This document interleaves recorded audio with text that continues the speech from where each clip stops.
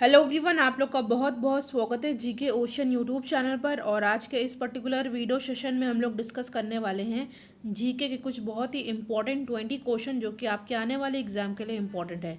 तो चलिए हम लोग अपना आज का डिस्कशन स्टार्ट करते हैं। वीडियो को पूरा देखिएगा क्योंकि लास्ट में मैं आपसे एक इंपॉर्टेंट क्वेश्चन पूछूंगी जिसका आंसर आपको कमेंट सेक्शन में देना होगा।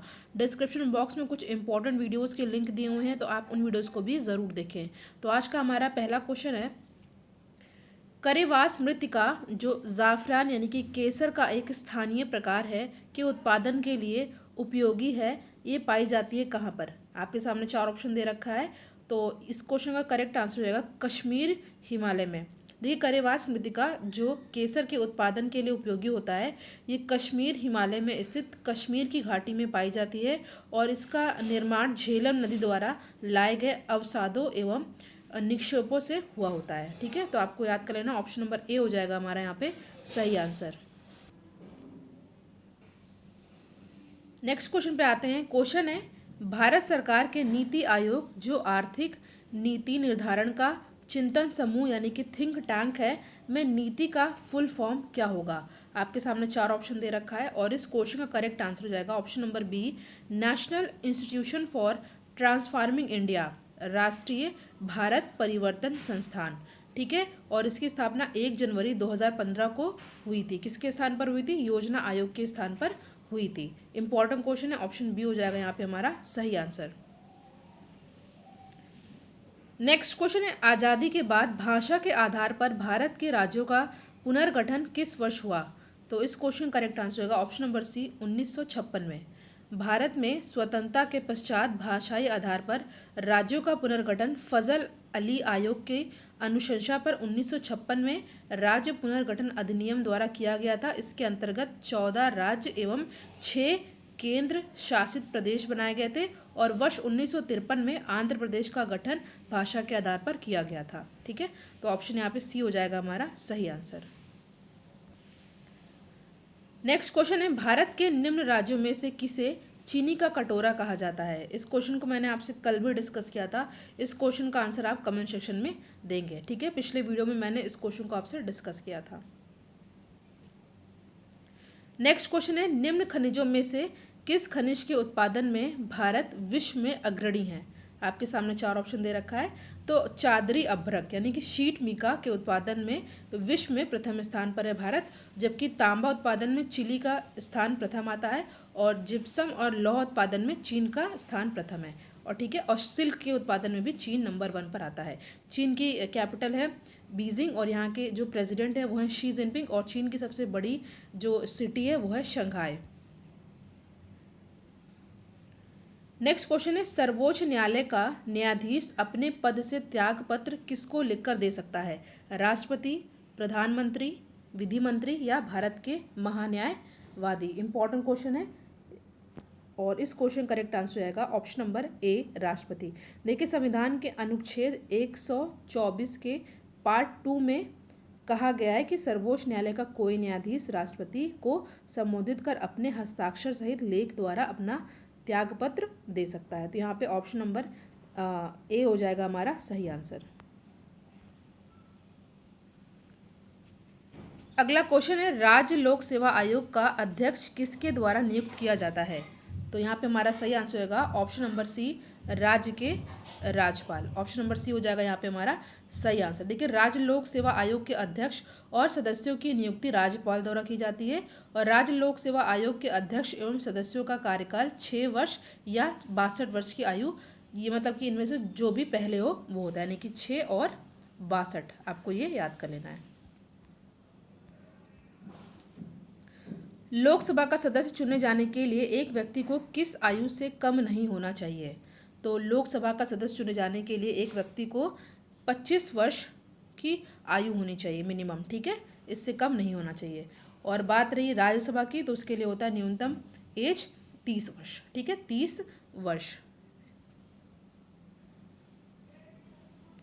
किसी राज्य का राज्यपाल नियुक्त किया जाता है। देखिए, किसी राज्य का राज्यपाल नियुक्त किया जाता है उच्च न्यायालय के न्यायाधीश के द्वारा। ठीक है, ऑप्शन नंबर यहाँ पे एक सेकंड फिर से हम लोग इस क्वेश्चन को देख लेते हैं। हाँ, किसी राज्य का राज्यपाल नियुक्त किया जाता है किसके द्वारा, तो ये राष्ट्रपति के द्वारा होता है। ठीक है, ये मैंने गलत बता दिया, ऑप्शन नंबर सी हो जाएगा हमारा यहाँ पे सही आंसर। देखिए आर्टिकल 155 में बताया गया है किसी राज्य के राज्यपाल को राष्ट्रपति अपने हस्ताक्षर और मुद्रा सहित अधिपत्र द्वारा नियुक्त करेगा और राज्यपाल राष्ट्रपति के प्रसाद पर्यंत पद पर धारण रहता है। ऑप्शन सी हो जाएगा हमारा सही आंसर। अगला क्वेश्चन है भारतीय संविधान के किस अनुच्छेद के अंतर्गत लोकसभा में अनुसूचित जातियों के आरक्षण का प्रावधान किया गया है। तो यहाँ पे हमारा सही आंसर रहेगा ऑप्शन नंबर ए आर्टिकल 330। इंपॉर्टेंट क्वेश्चन है, कुछ इंपॉर्टेंट फैक्ट आपको इस क्वेश्चन से याद कर लेना, जैसे कि लोकसभा में SC ST हेतु आरक्षण, इसकी बात आर्टिकल 330 में कही गई है। लोकसभा में आंग्ल भारतीय समुदाय हेतु आरक्षण, इसकी बात आर्टिकल 331 में कही गई है। विधानसभा में SC ST हेतु आरक्षण, इसकी बात आर्टिकल 332 में की गई है। और विधानसभा में आंग्ल भारतीय समुदाय हेतु आरक्षण, इसकी बात आर्टिकल 333 में की गई है। तो आपको ये सभी अच्छे से याद होने चाहिए। राष्ट्रपति के बारे में आपको बताना है क्या इसमें जो है सही। देखिए जो राष्ट्रपति होता है वो संसद का हिस्सा होता है। देखिए पार्लियामेंट तीन चीज़ों से मिलकर के बनी होती है, तीन पार्ट्स मिलकर के बने होते हैं। एक होता है लोकसभा, एक होता है राज्यसभा और तीसरे होते हैं प्रेसिडेंट। और प्रेसिडेंट के बारे में आर्टिकल 52 और 53 में बताया भी गया है। और प्रेसिडेंट बनने के लिए मिनिमम एज होती है 35, ठीक है। और प्रेसिडेंट जो है इनका जो इम्पीचमेंट है इसके बारे में आर्टिकल 61 में कहा गया है। किस वर्ष झारखंड राज्य अस्तित्व में आया था। देखिए झारखंड राज्य अस्तित्व में आया था 15 नवंबर 2000, ठीक है। 15 नवंबर 2000 को बिहार के दक्षिणी भाग को अलग करके झारखंड का गठन किया गया था। और झारखंड खनिज संसाधनों से संपन्न राज्य है, इसलिए इसे भारत का रूर प्रदेश के नाम से भी जाना जाता है।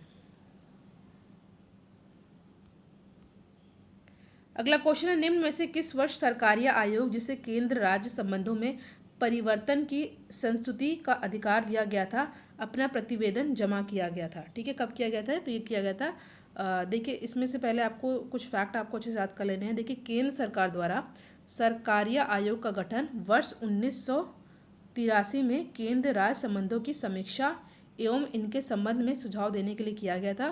और इस आयोग ने अपनी रिपोर्ट जो है 1988 में सौंपी थी सरकार को। ठीक है, अगला क्वेश्चन निम्न में से किस अनुच्छेद के अंतर्गत वित्त आयोग के गठन का प्रावधान किया गया है? तो ये क्वेश्चन बहुत इंपॉर्टेंट है और इस क्वेश्चन का करेक्ट आंसर रहेगा ऑप्शन नंबर ए आर्टिकल 280। देखिए संविधान के अनुच्छेद 280 के अंतर्गत केंद्र व राज्यों के मध्य राजस्व वितरण के संबंध में सुझाव देने के लिए वित्त आयोग का गठन का प्रावधान किया गया था। और इसका गठन राष्ट्रपति द्वारा प्रत्येक 5 वर्ष पर किया जाता है। अगला क्वेश्चन है आपके सामने, भारत का महान्यायवादी किसके द्वारा नियुक्त किया जाता है? बहुत ही आसान प्रश्न है और बेसिक क्वेश्चन है, कई बार एग्जाम में पूछा भी गया है। तो भारत के महान्यायवादी की नियुक्ति राष्ट्रपति द्वारा संविधान के आर्टिकल 76 के अंतर्गत किया जाता है। और महान्यायवादी भारत का सर्वोच्च विधि अधिकारी होता है। तो यहाँ पे ऑप्शन नंबर बी हो जाएगा हमारा सही आंसर। नेक्स्ट क्वेश्चन है पुरा, जिसका फुल फॉर्म है ग्रामीण क्षेत्रों में नगरीय सुविधाएं प्रदान करना, प्रारूप किसके द्वारा प्रस्तावित किया गया था?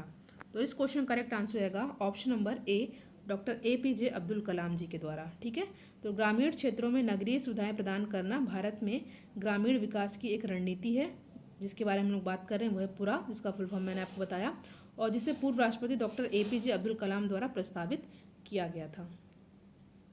नेक्स्ट क्वेश्चन पे हम लोग आते हैं,